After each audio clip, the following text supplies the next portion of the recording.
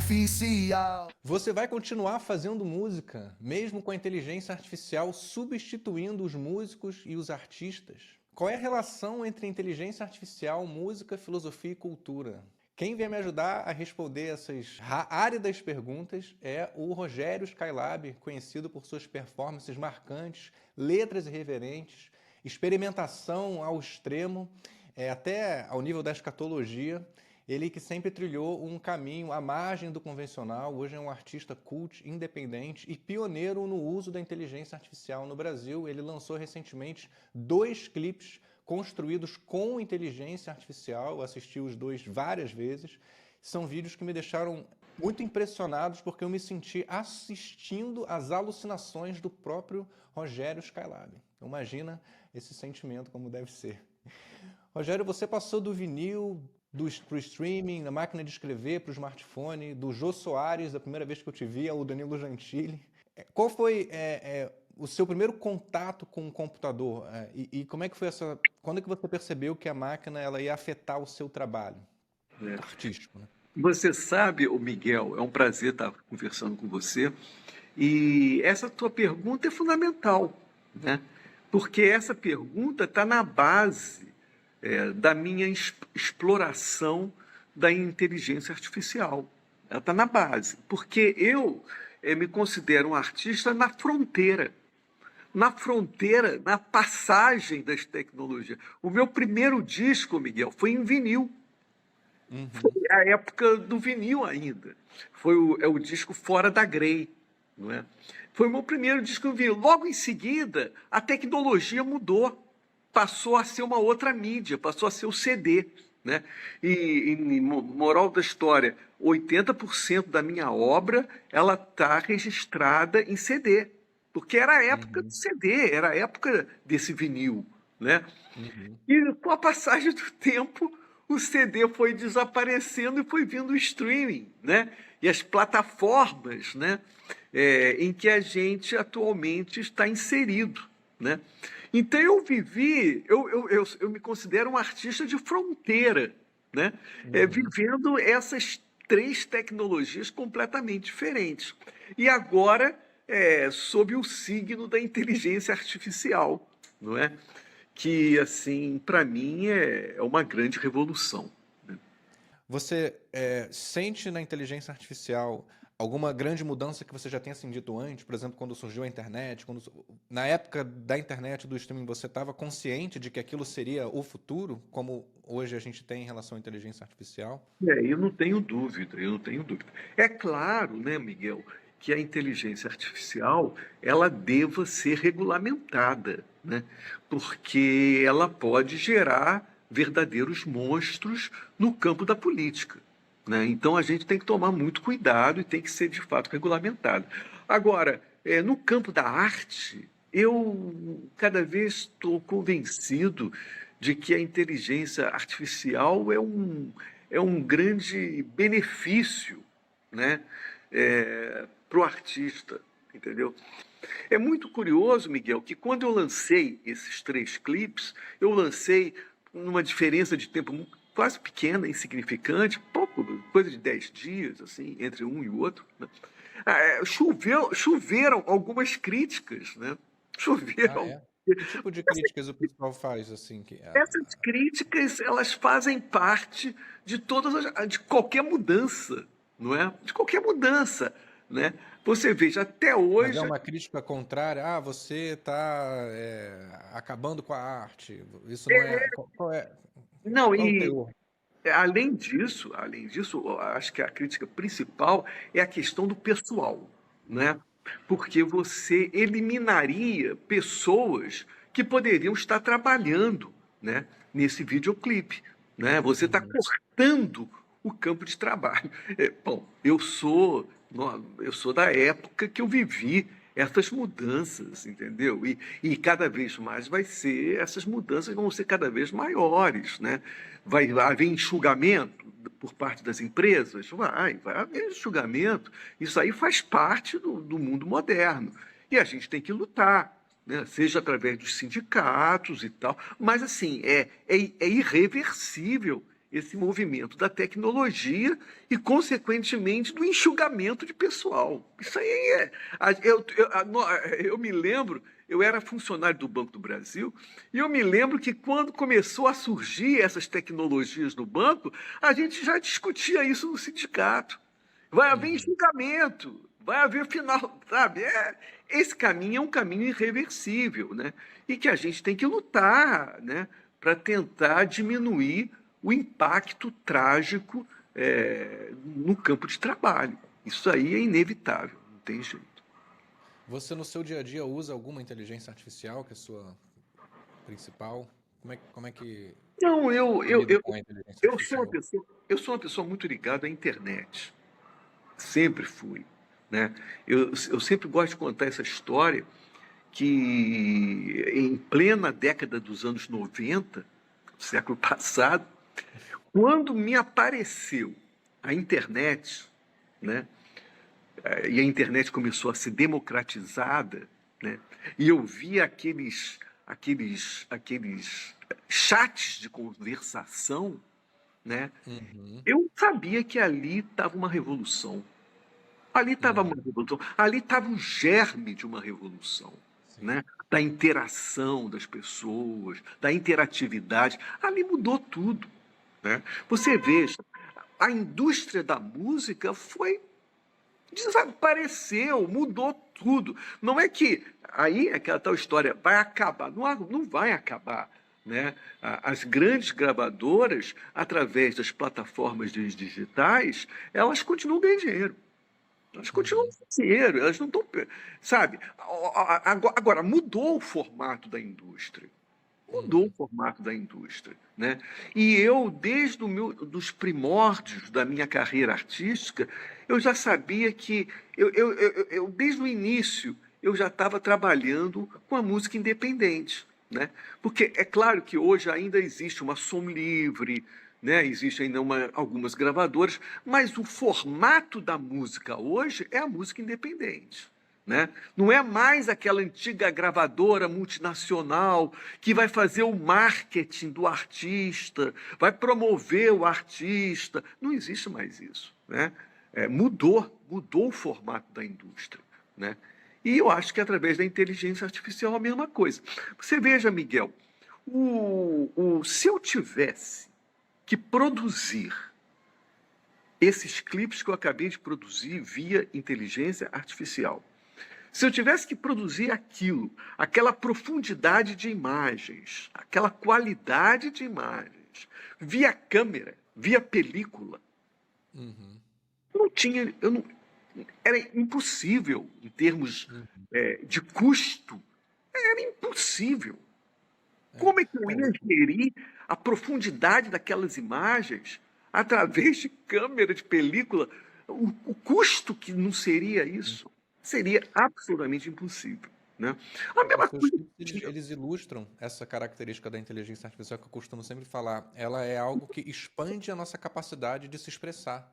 Exatamente. Você pode se expressar de uma forma videográfica de uma maneira que antes era impossível, porque não é nem uma questão só de custo. Se você pega as cenas que tem no seu clipe, né, do sangue saindo, que vira petróleo, e a mulher de vestido vermelho que se transforma em você e você se transforma em outra coisa, e o macaco. Isso tudo, talvez nem com muito dinheiro você conseguiria produzir essa expansão da possibilidade de expressão humana. Eu acho a parte mais bonita da inteligência artificial. E o mais interessante, né, Miguel, na linguística, a gente aprende a diferença entre léxico e sintaxe. Né? O mundo léxico e o mundo sintático. A sintaxe é a montagem. Né? O léxico são as palavras. Né? Você, através da inteligência artificial, você pode pedir uma determinada imagem, né? Com determinadas características e tal. Você está no campo do léxico. Né? Agora, a questão da montagem, a questão da sintaxe, né? Para você montar aquele clipe, aí nós estamos indo para Eisenstein, início do século XX. Para você fazer uma montagem dessa, é absolutamente autoral. é absolutamente pessoal, né? Então, é assim, existe essa ilusão de que a inteligência artificial destrói, né, toda a possibilidade autoral, né, de uma pessoa criar um produto singular, né? E o clipe é uma prova. O clipe é uma prova. Você consegue, através do léxico, uma ajuda muito grande das imagens, mas a montagem é você que faz. Uhum. É a montagem, e é na montagem, o Eisenstein falava, é na montagem que você vai produzir uma ideia.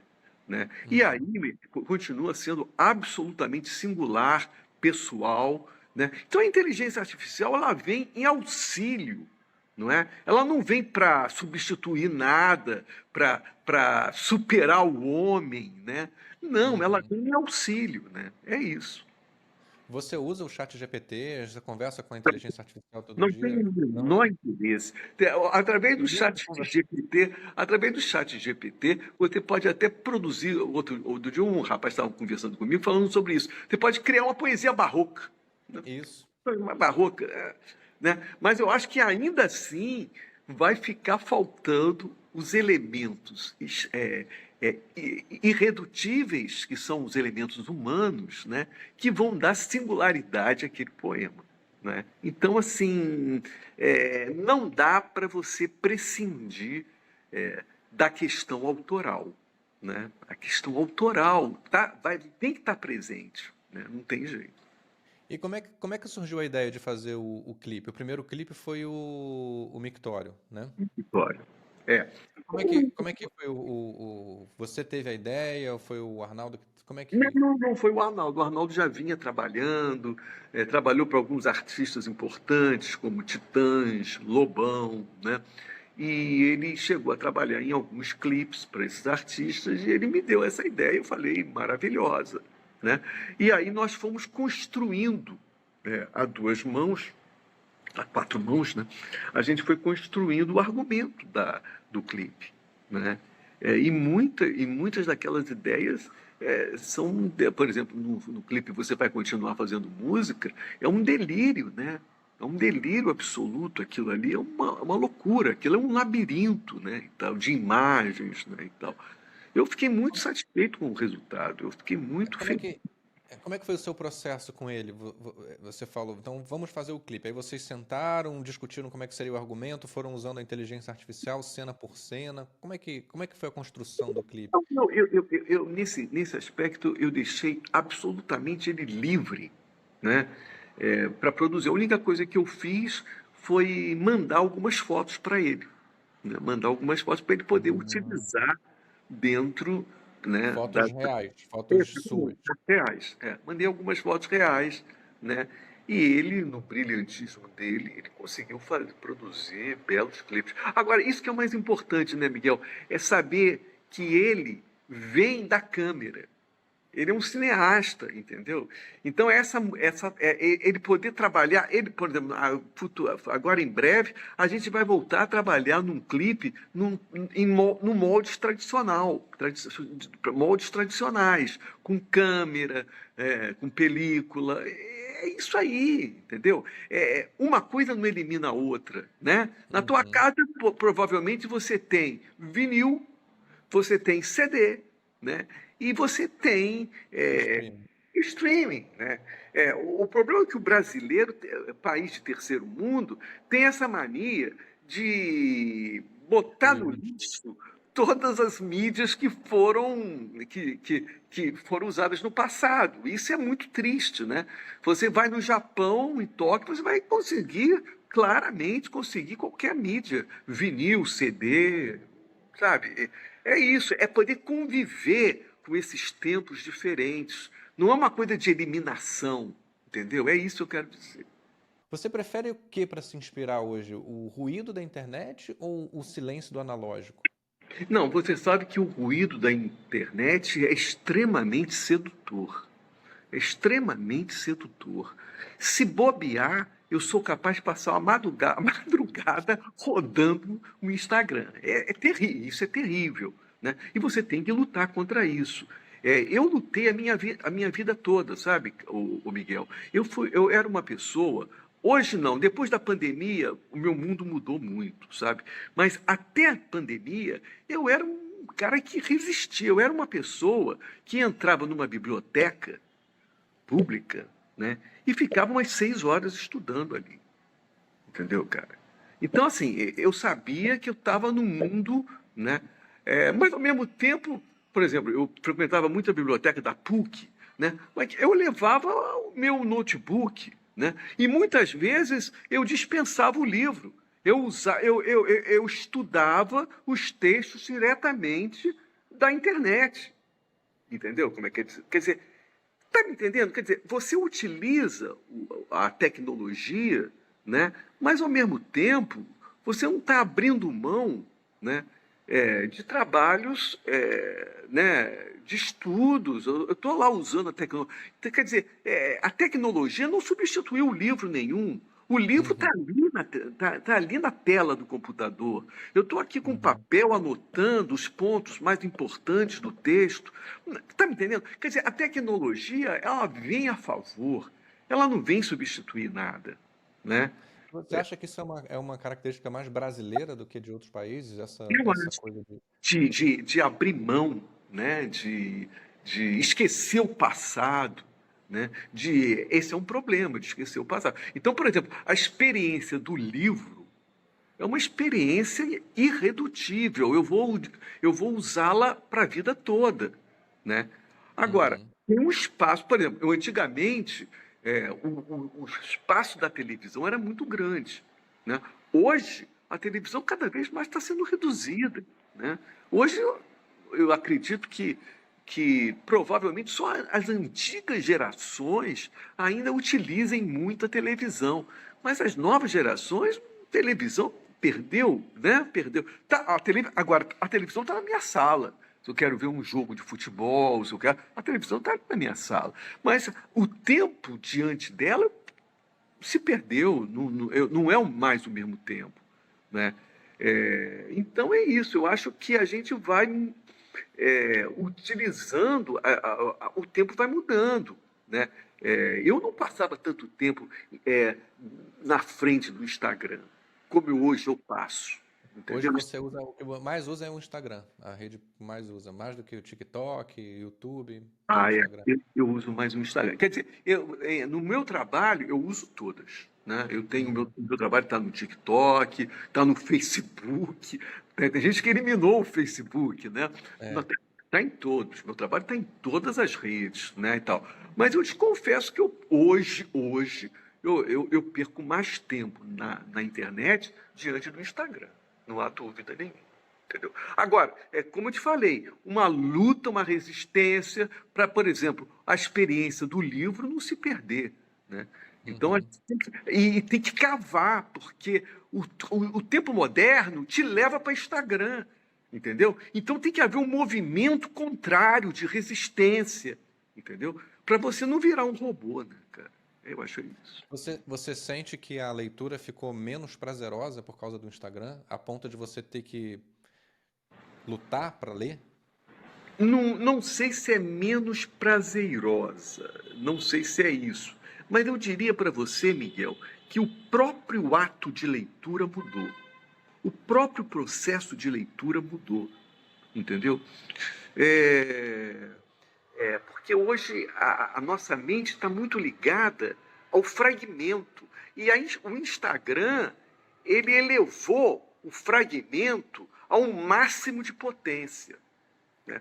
Quando você se depara com uma longa narrativa de um livro, você vai ter que conviver, porque existe uma coisa no teu cérebro que está exigindo um fragmento, porque Uhum. é uma coisa mesmo viciante. Então você tem que lutar contra, entendeu? Então eu acho que é isso. Eu acho que o elemento humano que nos diferencia é justamente essa capacidade de resistir, para você não virar um robô. Porque o normal é você ficar viciado em ser um robô mesmo, entendeu? E para as novas gerações, isso te gera alguma preocupação a mais, do tipo, O não há, livro como mídia, o que é, você... não há Como dúvida. é surgir disso, assim, Não há dúvida. culturalmente? Eu tenho uma netinha de 5 anos que já vai com o dedinho, já vai mudando tudo, já quer ver filme, quer ver filminho, né? Fica preso Mas não vendo. é sinal de inteligência? Olha como ela é inteligente, já consegue usar Não, a sim, ferramenta. não, sem dúvida, sem dúvida.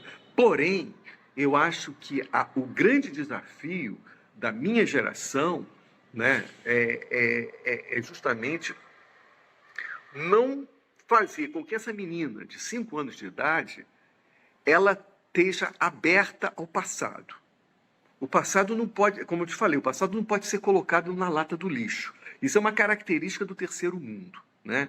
A diferença da Europa para o terceiro mundo é justamente essa.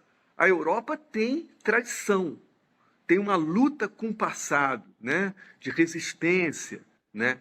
É justamente essa luta que a gente tem que empreender para que essa criança não é que ela perca o contato com a tecnologia, e nem tem jeito. É impossível. É uma luta. Se você quiser fazer uma luta dessa, você vai perder, claro, né? Mas que ela possa adquirir novas formas de experiência que possam estar ligadas ao passado. É isso que vai dar um ser humano íntegro, né? Eu acho. Uhum. Vou passar agora para um quadro chamado Perplexidades. E esse quadro eu uso uma ferramenta de inteligência artificial chamada Perplexity AI. Ela varre a internet e ela gera para mim as críticas mais ácidas possíveis que uma inteligência artificial, que alguém poderia gerar em relação a você, no caso. Vou ler as críticas que a inteligência artificial fez ao seu trabalho e você dá a sua reação para ela, dá a sua resposta para ela, ok? Rogério Skylab vive de choque barato. Choque barato. Choque barato. Não sei o que ele quer dizer com choque barato. Provavelmente ele queira se referir a um trabalho de impacto que o meu trabalho, que a minha música talvez, né, possa expressar, né, no sentido de combater o senso comum, né? E aí ele possa achar de que isso é um choque barato, né? Mas enfim, não entendo. As mesmas obsessões, disco após disco. Repetição é vício ou método? É método. Repetição é método. No meu caso, repetição é método. A repetição, eu diria, o Miguel, que é o elemento mais importante no meu trabalho. Grotesco não é música, é ruído. É, talvez ele queira fazer uma diferença entre música e ruído, primeira coisa. E talvez queira valorizar a música em detrimento ao ruído. Lamento informar que eu discordo. O ruído é fundamental, né? Inclusive, eu lancei um disco recentemente chamado Trilogia do Fim 1, que é constituído por ruídos. O ruído é fundamental, né? Então, eu não faço essa diferença entre música e ruído. O ruído está na base da música, né? Então, eu busco o ruído. O ruído é muito importante. Skylab é underground por incapacidade de dialogar com a massa. Eu sou o contrário disso. Eu sou o contrário disso. Eu sempre defendi a possibilidade de discutir com a massa. Esse é talvez o meu principal projeto. Desde quando, Miguel, eu comecei a frequentar o programa do Jô Soares, isso na década de 90, a minha Eu me lembro. intenção explícita era conversar com um grande público. Conversar com um grande público. Eu queria uma televisão porque eu sabia que ali, uma televisão aberta, ali eu estaria conversando com um grande público. Entendeu? Então, o meu desejo de trabalho, a minha intenção foi sempre essa, de diálogo com um grande público. Eu quero conversar com um grande público, eu não quero ficar preso em bolha. Né? E quando você fala underground, eu sou absolutamente contra. Muitas pessoas tendem a me classificar como underground. Eu não sou underground. Aliás, essa palavra underground é uma palavra antiga, é do século passado, entendeu? Mais uma aqui, ó. Provocar é fácil, difícil é emocionar. É, não, eu concordo com. Não, não sei se é fácil, mas esses dois elementos são fundamentais no campo da arte, né? Uma arte sem emoção é complicado. Uma arte só racional tem que ter um elemento, né, assim, do emocional. Não tem como você eliminar o emocional na arte, né? Agora, o outro elemento que ela falou foi Foi provocar, né? As suas músicas provocam, mas elas não emocionam. fundamental. Eu acho que tem que emocionar e tem que provocar. Ela tem que ser contundente. Se você elimina o elemento de contundência na arte, ela fica uma coisa pequena, monótona, vazia, fria, e é o que tem acontecido muito recentemente. O que é esse elemento de contundência? A contundência é a provocação. A contundência é a provocação, entendeu? Não tem como você eliminar a contundência no campo da arte. A arte é contundência. Agora, voltando aos clipes feitos com o IA, você sentiu algum espanto vendo o resultado final pela primeira vez? Várias vezes, várias vezes, várias vezes. Eu fiquei muito, sabe? Eu fiquei muito espantado em alguns momentos, sabe? Momentos, por exemplo, quando o Arnaldo cria, isso é uma criação dele, da imagem do gorila, né? E, por exemplo, o gorila indo no poço de petróleo e arrebentando tudo aquilo, aquilo ali é uma imagem genial, né? Aquilo é uma imagem genial da cabeça dele, né?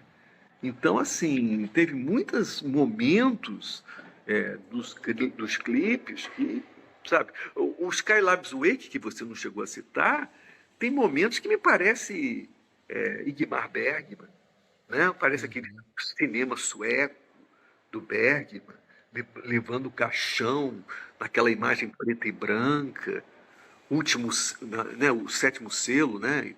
Último sétimo selo, o filme do Bergman. Cara, assim, muito impressionante. Me espantei várias vezes. E você já usou inteligência artificial para fazer música? Não, Não, não. não fez esse experimento. Pode ser que um dia eu venha utilizá-lo. Uma pessoa me perguntou disso, eu não tenho nenhum, sabe? É porque eu não cheguei ainda lá. Mas é provável que um dia eu utilize, até como curiosidade, para ver como é que vai ficar. Eu tenho modos de. Eu sou muitos anos, sabe, Miguel, compondo. Eu sempre falo que o compositor. O Noel Rosa tem um samba que fala: samba não se aprende no colégio, né? Ele fala, é um samba antigo dele que ele fala isso. E eu entendo o que o Noel Rosa quer falar.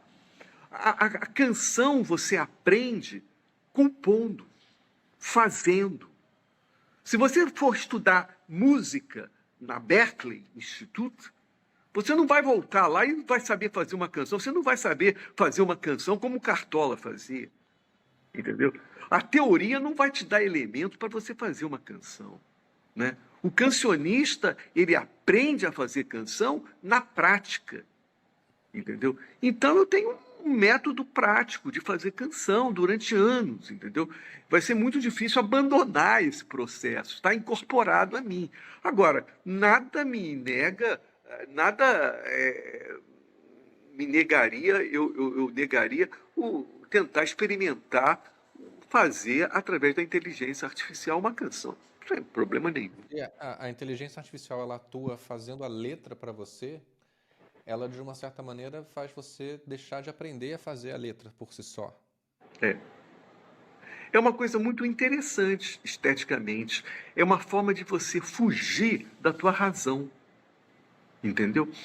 Tinha um método do vocalista do Nirvana, né, que ele fazia uma letra, ele fazia uma música. Depois ele pegava uma letra e aleatoriamente ele ia juntando uma frase com a outra, sem conexão nenhuma, né? E a música ia nascendo dessa forma, né?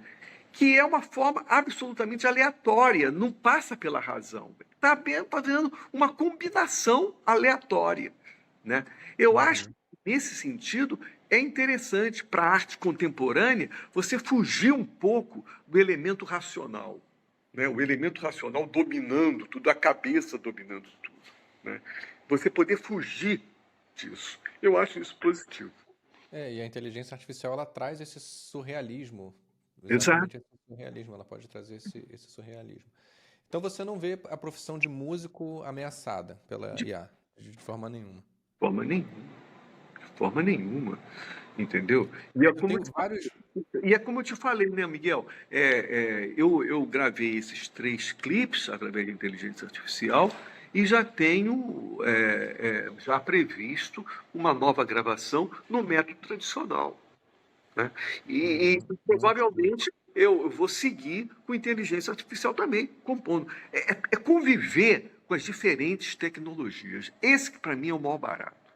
Eu tenho alguns amigos músicos, eu gosto muito de. Não sou músico, mas gosto muito de música. E eu me lembro que para compor, para ter a minha composição musical materializada né, em algo mais elaborado, eu pude fazer isso com poucas músicas, porque eu precisava arrumar um estúdio, arrumar um baixista, arrumar um baterista, arrumar um guitarrista, para conseguir ver aquilo. Então tem letras que eu escrevi em 2010 ou para antes, que eu comecei a materializar em músicas e gostando de ouvir as músicas. E fui mostrar para amigos meus músicos, a reação foi essa: não, isso não é música, isso daí não aceitando aquela música, que foi diminuindo aquela música por eu ter usado a inteligência artificial no processo dela, como se isso desmerecesse a qualidade. Como é que você enxerga? Música é música independente de qualquer coisa ou o meio que você produz é justificável esse desmerecimento dela? Não, lógico. O meio, a mídia, ela vai ser sempre variada com o tempo. A mídia é histórica. Eu te dei um exemplo, antigamente não tinha nem livro. O livro, o jornal, a imprensa, ele é uma mídia que apareceu, né? Gutenberg apareceu aquilo ali, depois o livro, né? Depois o vinil, depois o CD, depois o streaming. O meio vai mudando. O meio é histórico. Você não sabe como vai ser a música daqui a alguns anos, né? O meio, a mídia, ela vai mudando sempre. Ela é histórica, não tem como, né? Agora, o elemento autoral, singular, ele permanece, né, cara? A questão de produzir algo novo, um pensamento, tal. Isso aí teve presente em toda a história da humanidade, desde a época de Mozart até hoje com Sepultura, né? São, sabe, são formas de se expressar. A expressão nunca vai deixar de existir, né, Miguel?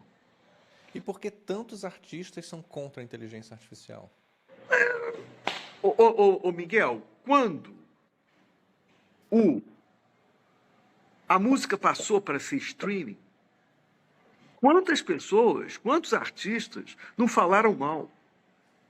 Porque eles estavam acostumados àquele É, vício da antiga multinacional, que fazia o marketing para ele. é uma posição meio aristocrática? É Eu uma, tô... é uma posição nostálgica. Até hoje, pessoas falam que a mídia mais importante é vinil. Só compra vinil, só quer usar vinil. Eu acho o vinil ótimo, excelente, mas eu lamento informar que nos meus trabalhos de pesquisa de música, a mídia que eu uso mesmo é a mídia da internet, é a mídia das plataformas digitais, porque elas são mais ágeis, elas são mais rápidas, né, para o trabalho de Uhum. pesquisa. Né? Mas eu não eliminei, meus vinis estão aqui todos. No dia que eu quiser ouvir um vinil, eu vou lá e ouço. Essa velocidade toda que já existia com as redes sociais e a inteligência artificial acelera, né? Já que você consegue analisar mais, fazer mais, ela não atrapalha o processo de criação, que não é para ser eficiente, né? Meio que. Como é que você concilia essa velocidade de ter que produzir mais com a criatividade e o tempo para você conseguir criar? Eu não acho.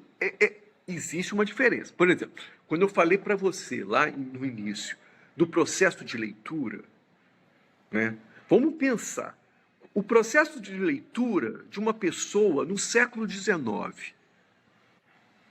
E vamos pensar hoje no processo de leitura de uma pessoa contemporânea. Não é o mesmo processo de leitura. As conexões no cérebro vão ser diferentes. Não tem jeito. Né? Agora, não está eliminando a leitura. Não está eliminando a leitura. A leitura é fundamental. Né? Mas talvez o processo de leitura seja diferente. Né? Então, eu acho que é mais rápido? É. É mais importante por ser mais rápido? É, porque o tempo está cada vez menor. É outra coisa, o tempo é menor. Né? Hoje as pessoas, foi feita uma pesquisa, hoje as pessoas dormem muito pouco. Essa ideia da ciência, que o sono tem que ser, no mínimo, 8 horas, ou de 6 a 8 horas, isso vai ser revogado, isso vai ser mudado, isso. Porque cada vez mais se dorme menos. Né? Isso é positivo para um lado, negativo para o outro. Né? Mas eu acho que o fato de ser rápido, o processo de pesquisa através das plataformas digitais, como eu estou te falando, né? Ou de uma pesquisa literária, né? O fato de ser mais rápido, eu acho que não implica numa má qualidade. Né? Você está apenas adaptado aos novos tempos. Né? O tempo diminuiu. Né? Diminuiu. A pessoa que está agora fazendo uma faculdade de música, ou estudando música, ou tem a sua banda e quer jovem, querendo um conselho de alguém que já viveu tudo isso que você viveu, qual o conselho que você dá? O conselho que eu dou, que é uma palavra mais antipática é essa, conselho, né?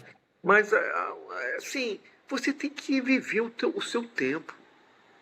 Você tem que viver o seu tempo. Né? Então precisa pegar a inteligência artificial, aprender a usar, não ter medo de usar. Está sempre aberto ao novo. Né? Agora, estar aberto ao novo não significa você eliminar a tradição, o passado. Até porque você só vai conseguir produzir uma coisa nova se você tiver consciência do passado. Se você não tiver consciência do passado, esse elemento que você acha que é novo é um elemento que não é novo. Já existe. Né? É a tua ignorância de achar que é novo, porque não é novo. Entendeu? Você faz hoje uma música dodecafônica e está achando que está fazendo uma coisa moderna. Nada. Dodecafonismo existiu no início do século XX. Tá entendendo? Então, para você, de fato, produzir um elemento novo, primeiro, você tem que estar aberto e não pode ter preconceito, aberto às novas tendências, mas não pode também esquecer o passado. São esses dois elementos contraditórios que vão te dar possibilidade de produzir alguma coisa nova. Perfeito. Eu fiz um último experimento aqui, para a gente experimentar junto. Eu peguei a letra de algumas das suas últimas músicas, mandei para a inteligência artificial e pedi para ela me ajudar a entender a tua cabeça. E ela me voltou com mais perguntas, que achei algumas boas, eu vou trazer aqui. Bom, aqui é a inteligência artificial falando, tá? Eu costumo buscar padrões e lógicas em tudo que eu analiso, mas quando eu ouço suas músicas, a minha rede neural quase dá um nó diante de tantas imagens que fogem a qualquer lógica convencional. São cenas absurdas, às vezes escatológicas, mas que também soam poéticas e carregadas de significado, pelo menos para os humanos. Existe algum método na sua loucura ao compor essas letras? O que te inspira a misturar o bizarro e o sublime desse jeito nas suas músicas? Pois é, eu fiquei feliz, porque é isso mesmo. Agora, você sabe, Baudelaire fazia isso. Baudelaire. Ainda no final do Flaner foi, acho que ele, um dos primeiros livros que fala de Flaner, acho que é um livro dele que eu li. No final do século XIX, olha só, no final do século XIX, ele misturava essas duas poéticas. A poética do sublime, com aquelas linguagens clássicas, né? E a poética da rua, a poética do bafão. entendeu? Então, quer dizer, o que a máquina teria também dificuldade de entender Baudelaire. Teria, teria. De entender Na sua música, O Mictório, você descreve uma cena bem forte no banheiro. O personagem leva uma pancada, cai sobre fezes e chega a beber urina sem querer. Para mim, como uma inteligência artificial, esse tipo de imagem é extremamente inusitado e chocante. Fico me perguntando, você usa imagens tão fortes assim como metáfora de alguma coisa? Quem sabe para representar a humilhação ou a sujeira da sociedade? Ou é pelo humor e pelo choque em si? O que você espera que o ouvinte sinta ou entenda ao se deparar com cenas tão absurdas em uma música? A questão da contundência é fundamental. Agora, você sabe, ô Miguel, o que o público vai entender com isso, eu não tenho o menor interesse, entendeu? Porque o artista, quando ele coloca um trabalho, ele não tem controle da mensagem, da recepção da mensagem. Mas Cada um você não pensa não existe isso que ele está falando, uma metáfora com alguma coisa além da música?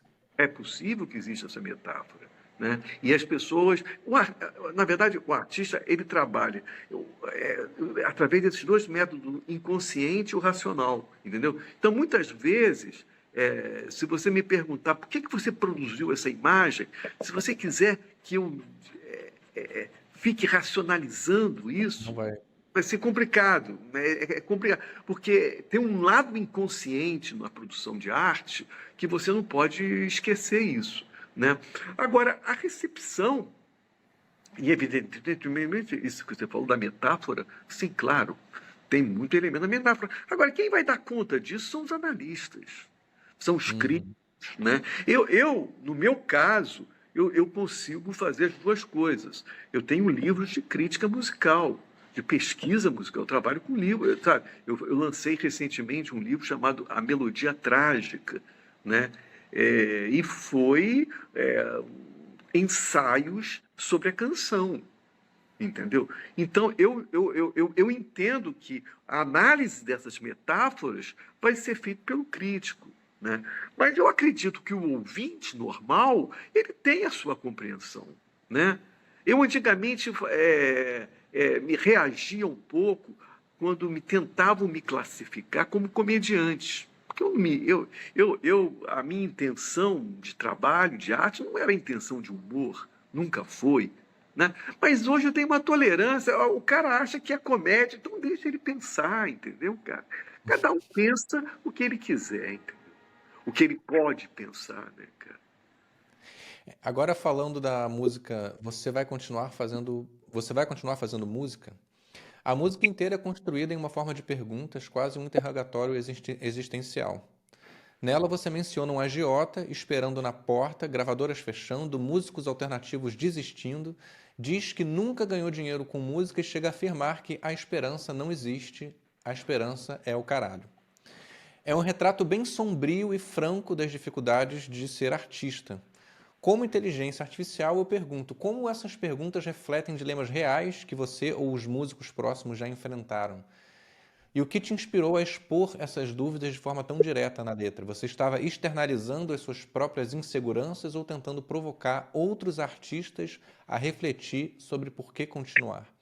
Isso aí tantas respostas para isso, sabe? Porque, Miguel? Porque essa música é um hino no meu repertório, né? É o que do seu repertório? Um hino no meu É o repertório. hino. Em qualquer show que eu venha fazer, essa música necessariamente estará no set list. Mais ainda, a posição dela no set list é o final do show. É a última Ela é música. mais importante do que o Matador de Passarinho. Eu acho que sob um determinado aspecto, sim, né? Porque ela é distópica, né? Você sabe, Miguel, a música popular brasileira, ou eu diria a moderna música popular brasileira, do final dos anos 60, quer dizer, a partir da Bossa Nova até os dias de hoje, o que predominou na música popular brasileira foi a utopia, né? A esquerda, de uma certa forma, sempre teve ligado à música popular brasileira, à moderna música popular brasileira, que vem da Bossa Nova até os dias de hoje. Então, a palavra que melhor define essa moderna música popular brasileira é a utopia. Quando eu me considero um cadáver dentro da música popular brasileira, eu quero falar de uma outra coisa, eu quero falar da distopia. Eu quero falar do contrário, eu quero falar da distopia.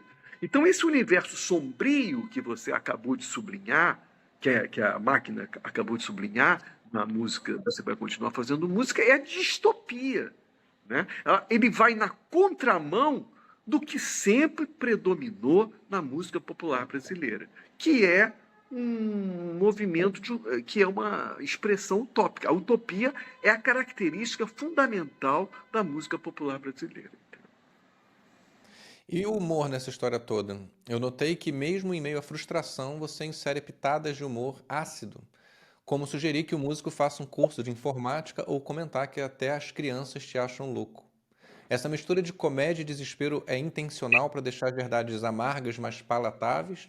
Você considera o humor indispensável para passar sua mensagem, mesmo quando o tema da música é tão trágico, distópico? Tem, Ou o humor é sem querer que aparece? tem uma música que eu falo, eu tô fudido, mas tô animadíssimo. Eu quero dizer. Agora, você sabe, Miguel, quando você fala dessa questão do humor, na verdade, cara, eu penso muito no Nelson Rodrigues, né? Porque o Nelson Rodrigues, quando A fez vida como ela é. quando fez Sete Gatinhos, essas peças, essas grandes peças, principalmente as grandes peças dele, ele não estava pensando em humor. Ele não estava pensando em humor. São peças dramáticas, são peças trágicas. Mas o fato é que você ri. Você ri pela força do estilo dele, pela força da expressão dele. Entendeu? Então a única coisa que eu posso falar de mim é sobre isso, entendeu? Não há intenção de humor. Eu não sou comediante. Se você me pedir para eu contar uma piada, eu não vou saber contar piada nenhuma. Eu não tenho veia de comediante.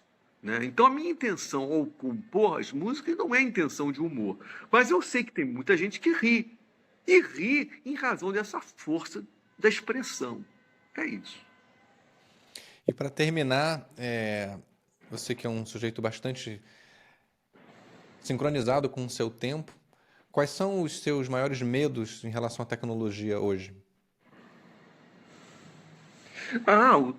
Um dos meus maiores medos, ô Miguel, é lutar para que eu não fique viciado nessa tecnologia, porque ainda que eu entenda que a palavra vício é a palavra muito importante dentro do meu repertório, dentro do meu pensamento. Eu acho que o ser humano é fundamentalmente um viciado. A característica do ser humano é o vício, é a obsessão. A arte está ligada à obsessão. Não é? Você veja, Mas você tem medo de se viciar nas. é isso. Então, assim, existe uma luta, como eu te falei, de resistência através da literatura. Né? Eu tenho trabalhado com literatura, eu tenho lançado meus livros. Eu venho lançando meus livros pela editora Cotter. Cotter que fica lá em Curitiba. Né? A Cotter Editorial, através do meu amigo Sálvio. Um elemento diferente dentro do mercado editorial brasileiro. Personagem fundamental. Né?